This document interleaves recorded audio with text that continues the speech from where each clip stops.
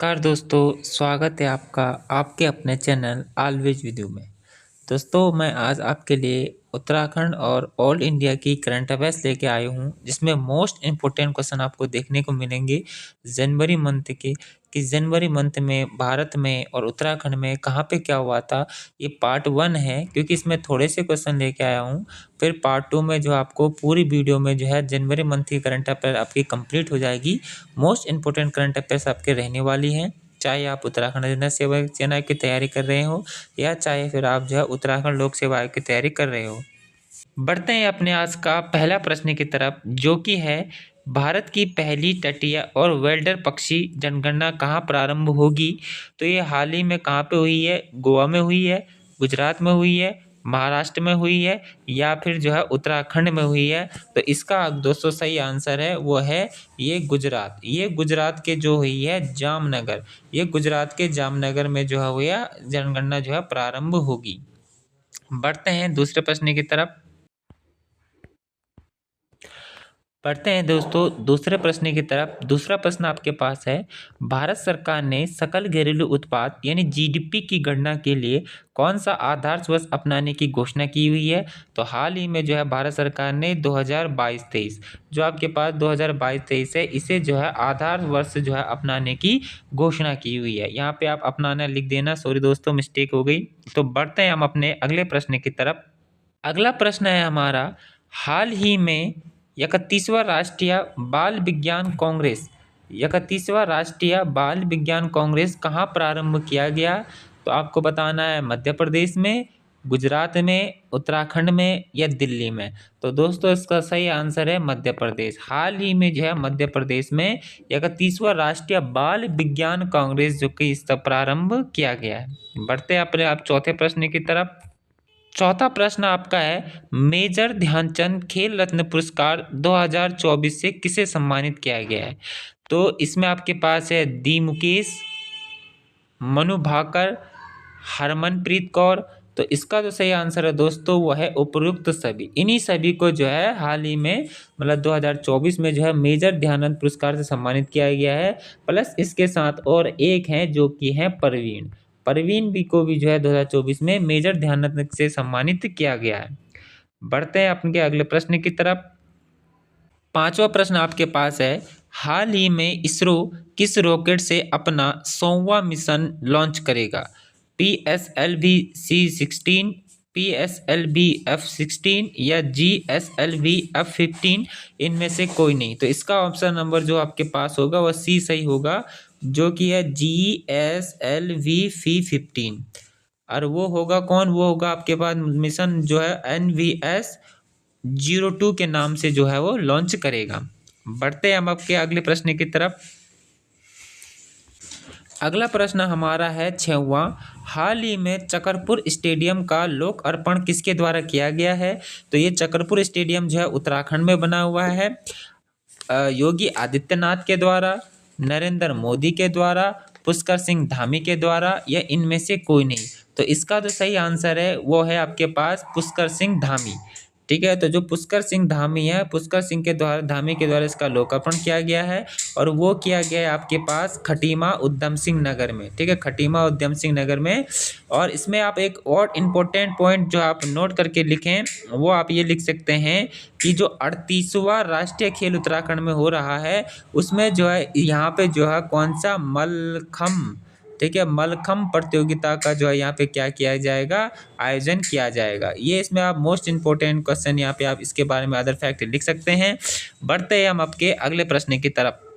अगला प्रश्न आपके पास है, हाल ही में सुभाष राणा को द्रोणाचार्य अवार्ड से नवाजा गया है, वह किस खेल से संबंधित है। ऑप्शन ए है कबड्डी, बी है क्रिकेट, सी है पैराशूटिंग या डी है फुटबॉल। तो जो सुभाष राणा है उन्हें जो है पैराशूटिंग खेल से वह संबंधित है, जिन्हें द्रोणाचार्य अवार्ड से क्या किया गया है, नवाजा गया है। और ये जो सुभाष राणा है ये जो है टिहरी से संबंध रखते हैं। ये कहाँ से संबंध रखते हैं? तो ये टिहरी से संबंध रखते हैं। तो आठवां प्रश्न आपके पास है, उत्तराखंड का पहला अंतर्राष्ट्रीय प्रवासी सम्मेलन कहाँ आयोजित किया गया है। देहरादून में, पौड़ी में, या फिर हल्द्वानी में या खटीमा में? तो इसका आंसर जो सही आंसर है वो है option number A Dehradun. Dehradun में जो है इसका आयोजन किया गया है और इसमें 17 देशों से जो है क्या आए थे, प्रवासी जो है देहरादून आए हुए थे। बढ़ते आपके पास अगले प्रश्न की तरफ। अगला प्रश्न आपके पास है वन संरक्षण के लिए महाभारत, सॉरी ये महाभारत होगा, महाभारत वाटिका की स्थापना उत्तराखंड में कहाँ की गई है? तो ये की गई है दोस्तों आपके पास हल्द्वानी में। ऑप्शन नंबर बी जो है हल्द्वानी में की गई है। इसमें जो है आपके पास 37 पौधों की प्रजाति शामिल की गई है। जो 37 पौधे हैं तो 37 पौधों की प्रजाति इसमें क्या की गई है, शामिल की गई है। बढ़ते हैं आपके पास अगले प्रश्न की तरफ। 10वां प्रश्न आपके पास है 33वां संतोष ट्रॉफी का खिताब किस राज्य को प्राप्त हुआ है? केरल को, ऑप्शन बी दिल्ली को, ऑप्शन सी बंगाल को या ऑप्शन डी बिहार को? तो इसका सही आंसर है बंगाल। बंगाल को जो है 33वां संतोष ट्रॉफी का खिताब मिला हुआ है। बढ़ते हैं अगले प्रश्न की तरफ। 11वां प्रश्न आपके पास है कि हाल ही में 7 महाद्वीपों की सबसे ऊंची चोटियों पर चढ़ाई करने वाली दुनिया की सबसे कम उम्र की महिला पर्वतारोही, तो वो आपके पास है काम्या कार्तिकेयन, रिया सिंघा, निकिता या कोनेरू हम्पी? तो इसका सही आंसर है वो है काम्या कार्तिकेयन, जो कि ऑप्शन नंबर ए है। अगला प्रश्न है प्रो कबड्डी लीग 2024 का खिताब किसने जीता? बेंगलुरु बुल्स ने, पटना पायरेट्स ने, तेलुगु टाइटंस ने या option number D Haryana stealers ने? तो इसका ऑप्शन नंबर डी सही हो गया। हरियाणा ने जो है इस समय प्रो कबड्डी लीग 2024 का खिताब जीता है। बढ़ते हैं आपके पास अगला प्रश्न की तरफ। अगला प्रश्न आपके पास है कि 17वीं कृषि विज्ञान सम्मेलन का आयोजन उत्तराखंड में कहाँ होगा? जो 17वीं कृषि विज्ञान सम्मेलन है इसका आयोजन उत्तराखंड में पंतनगर में होगा, खटीमा में होगा, रुड़की में होगा या हल्द्वानी में होगा? तो इसका सही आंसर है आपके पास पंतनगर। तो पंतनगर में जो है आपके पास 17वां कृषि विज्ञान सम्मेलन का आयोजन होगा। बढ़ते हैं अगले प्रश्न की तरफ। अगला प्रश्न आपके पास है हाल ही में उत्तराखंड राज्य ट्रांसजेंडर व्यक्ति कल्याण बोर्ड के गठन करने वाला कौन सा राज्य बना हुआ है? 11वां, 16वां, 18वां या 19वां? तो इसका सही आंसर है आपके पास 18वां राज्य बना हुआ है। इसमें जो है इसका जो अध्यक्ष होता है वो आपके पास जो होता है वो सीएम होता है। सीएम इस समय कौन है? तो हमारे पास पुष्कर सिंह धामी। तो पुष्कर सिंह धामी जो होगा इसका जो है अध्यक्ष होंगे। बढ़ते हैं अगले प्रश्न की तरफ। अगला प्रश्न है उत्तराखंड में आबकारी टूरिज्म पहल के तहत पहली वाइन उत्पादक इकाई बनी हुई है, तो कौन बनी हुई है? देहरादून में बनी है, चंपावत में बनी है, कोटद्वार में बनी है या श्रीनगर में बनी है? तो इसका सही आंसर जो होगा आपके पास option number C Kotdwar. Kotdwar में जो है पहले जो है वाइन उत्पादक बनी है आबकारी टूरिज्म पहल के तहत। बढ़ते हैं अगले प्रश्न की तरफ। अगला प्रश्न है उत्तराखंड में यूसीसी कब लागू हुआ? 20 जनवरी 2025 को, 29 जनवरी को या 27 जनवरी को या फिर जो है 31 जनवरी 2028 को? तो इसका सही आंसर होगा आपके पास 27 जनवरी 2025 को। अब इसके आपको कुछ इंपॉर्टेंट पॉइंट बता दूं, ये आपके पास जो है सबसे पहले प्रथम राज्य यूसीसी लागू करने वाला आपके पास प्रथम राज्य बना है। यह आर्टिकल 44 44वें अनुच्छेद में यह आता है। विधानसभा में इसे कब पारित किया गया था?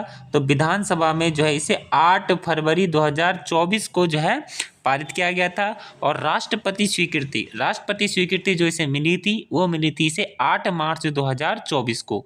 बढ़ते हैं आपके पास अगले प्रश्न की तरफ। प्रश्न आपके पास है कि हाल ही में उत्तराखंड में 10वां विश्व आयुर्वेदिक कांग्रेस और आरोग्य एक्सपो का आयोजन जो है कहाँ पे किया गया है? ऑप्शन नंबर ए देहरादून में, पौड़ी, कोटद्वार या टनकपुर में? तो इसका तो सही आंसर होगा आपके पास ऑप्शन नंबर ए देहरादून में जो है 10वां जो है विश्व आयुर्वेदिक कांग्रेस और आरोग्य एक्सपो की क्या किया गया है, आयोजन किया गया है। बढ़ते आपके पास है पहली भारतीय महिला जिसे हाल ही में जॉय अवार्ड से सम्मानित किया गया है वह कौन है? अभिनेत्री है कोई? दीपिका पादुकोण है या रश्मिता है या आलिया भट्ट है या उपयुक्त सभी हैं? तो इसका जो सही आंसर होगा वो होगा आपके पास Alia Bhatt, option number C. और यह जो है प्रथम भारतीय क्या है, महिला है। तो दोस्तों अगर आपको यह वीडियो पसंद आए तो मैं जो है जल्द ही कल ही या परसों ही आपके पास इसको पार्ट 2 देखने को मिलेगा। अगर आपको यह वीडियो पसंद आए तो आप इसे लाइक करें, शेयर करें और अपने दोस्तों के साथ जो है शेयर इसे ज़रूर करें। Thank you.